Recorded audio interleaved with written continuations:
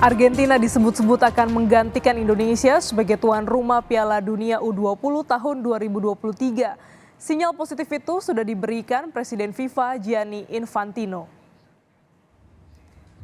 Dengan kick-off turnamen kurang dari 2 bulan, Federasi Sepak Bola Internasional FIFA bergerak cepat mencari tuan rumah Piala Dunia U20 yang baru menggantikan Indonesia.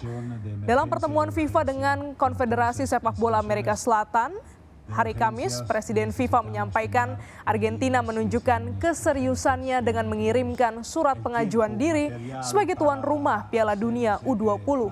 Namun, Infantino menyatakan keputusan final baru akan keluar dalam 2-3 hari ke depan setelah berdiskusi dengan seluruh presiden federasi anggota FIFA.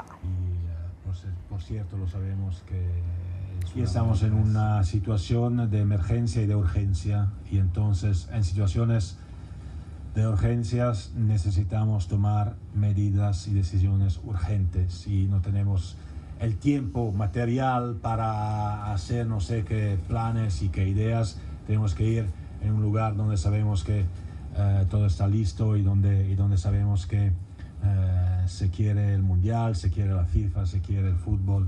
Y por cierto, lo sabemos que en Sudamérica es así, en Argentina también, por supuesto. Como reiteró el presidente, esta competencia empieza en mayo, con lo cual hay que tener todo listo.